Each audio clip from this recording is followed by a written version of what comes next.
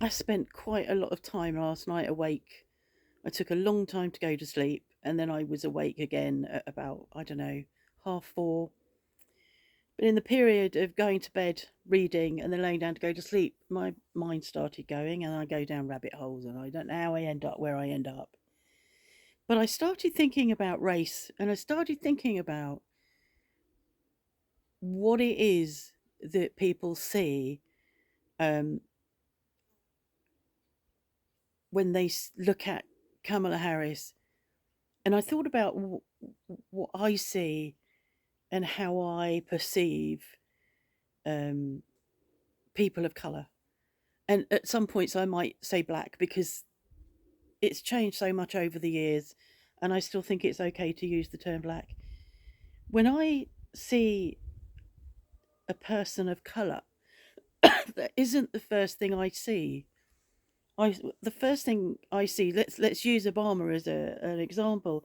The first thing I see is a man, and I see an intelligent man, and I see a man who has charisma, who um, highly educated, knows his stuff, and it's only alongside that I see that he's black. It isn't at the top of my pile, and I have the same feelings and reaction to people like Oprah Winfrey or Maya Angelou or um, Nelson Mandela, Bishop Tutu. I just see someone who has compassion, who has empathy, who has humanity, who cares about people, who cares about justice, who yeah, all of those things. You know what I'm talking about, and they're the things that I see before I see colour, and I'm wondering whether the problem with many people that don't want Kamala Harris to be the president of the United States is because what they see first is colour, and they don't see what she stands for, or don't believe what she stands for, or believe that she must be lying, or believe that she must be crooked. I and I don't see people like that anyway. Rarely do I look at someone and think and I don't trust them. I'm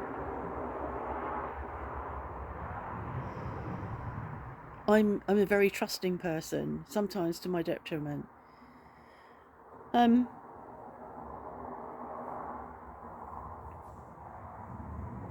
it's the direction the wind's coming from. So I wonder whether that's what's going on, is that people see colour first and have been brought up with some prejudice against colour. I know people that have been brought up with prejudice against colour, and I wasn't. I don't believe I was. I was remembering laying in bed at God knows what time this morning, being at school, and two boys joining us, and I think I might have been. I was either 13 or 15. I can't remember. 13, I think. And they joined us, and they'd come from South Africa, and at that time, there was still apartheid in South Africa, and I remember being horrified by the whole idea at 13. And I remember asking them, what if they were twins? What if your brother was drowning and the only person there to save them was a black person? And one of them spat out, I wouldn't even let them touch my cat. I haven't forgotten that. I haven't forgotten that. It's what I was 15, so that's 53 years ago. 53 years ago, maybe. I haven't forgotten it because it was so shocking. I really didn't understand it. I don't understand it. I don't understand why the colour of someone's skin is is so important. I was out somewhere with friends, and I was meeting a colleague of mine who was on sabbatical, and I was meeting her um, for a drink and a chat and a catch up on clients that we shared. And one of the people I was with looked at her from the bar and said, "What's that little Jewess doing there?" I was stunned, absolutely stunned, because I didn't, it's not what I saw.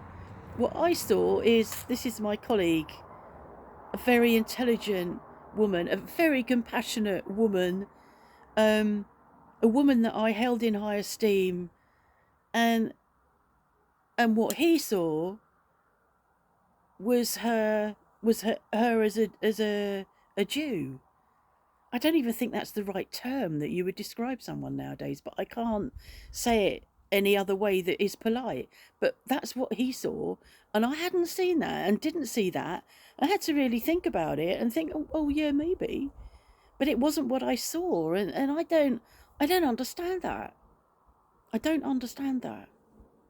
Um, and it makes me very sad that people make judgments based on the colour of someone's skin, or based on the God that they believe in. You know, why? Why? I'm confounded. Is that the right word? I'm confounded. I'm confused. Why does the God that you worship make you better than the God that someone else worships? Why is that? I really don't understand that either. So I've been surrounded in my adult life by intelligent, enigmatic, well educated, compassionate black people. Oprah Winfrey, Maya Angelou, Obama, Michelle Obama, so compassionate. Um, Nelson Mandela shared my birthday. Did he share my birthday? Yeah, I think I shared a birthday with Nelson Mandela. Um, and Bishop Tutu, and so many others. And they all might believe in different gods, and they've all come from different walks of life to me, but they're the same as I am. Inside, I'm the same as you. I'm fat, but inside, I'm the same as you. This is just my shell. My shell isn't.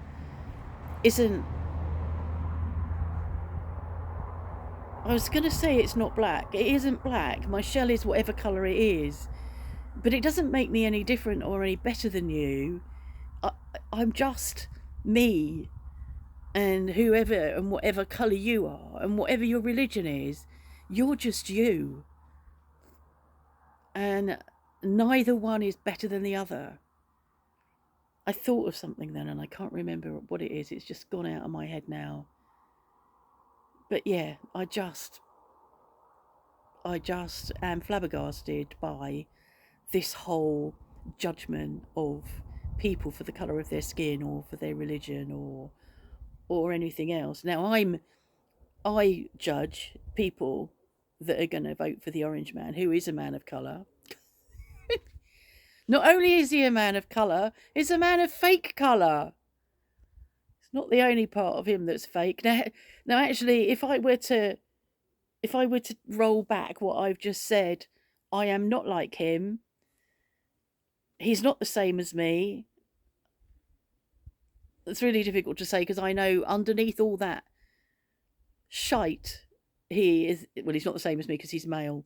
But underneath all of that crap and orange palaver and hyperbole is a human being who has the same bones as I have, who has the same organs in his body as I have. But actually, that is what somebody I judge because he's just a nasty piece of work. So yeah, so I'm thinking, is it? People come to me and say to me, people in my comments say to me, oh, she wouldn't make good, she's no good, she's not going to make a good president, she's this, she's that. But actually, I think what they're not saying is she's black. And of course, she's female. So it's like a double whammy. And I was looking at, I think, just reminding myself, because I was pretty sure I was correct. We haven't had a female president in France either.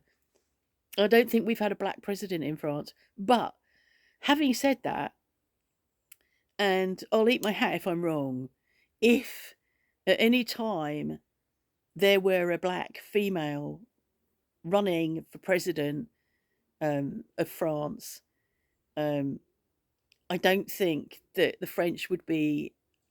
There will be some, because I know there's a lot of racism not that far from me, but I don't think there would be quite the level of racism that we see in coming from the US and from England, sadly, at the moment. But yeah, it's intriguing, isn't it? And female, that for me is what stands out. She's a female. We are different. We have different. We quite often we're more empathetic. Not always, but quite often. Um, and I just think females make good leaders. Look at Angela Merkel, um, New Zealand Prime Minister, whose name I can't remember. She did a good job. Is doing a good job. She might still be there. Um, we didn't like Margaret Thatcher. She, I don't think she had compassion. And Theresa May was weird, but there are been a lot of good female leaders, and so what I see first is female. In fact, if you hadn't have told me that Kamala Harris was black, I wouldn't have known. She doesn't look like a woman of color to me. She just looks like a woman. But then, as I said at the beginning of this, that's what I see. You know, color of skin and all of that doesn't come into it for me at all. It's like, oh, really? So that's it. I'm not going to go on anymore about what's been going on today or where we've been or whatever. That's it. It's about racism. It's about people of color. It's about black people, and it's about religion. Um, Let me know. Let me know whether that resonates for you, because it's astonishing me, and it kept me awake last night. I'd like to sleep. I'd like these ideas to go out of my head so I can sleep. Okay, thanks for listening and watching, and for your thumbs up. You can subscribe. There will be more. Not always. Sometimes it might be chickens. Other times it might just be a bit of a chat. But believe you me, between now and November, there will be politics. Um, and I watched Keir Starmer this afternoon making his speech, and I was really impressed with it. I might talk about that tomorrow. Okay, thanks for watching.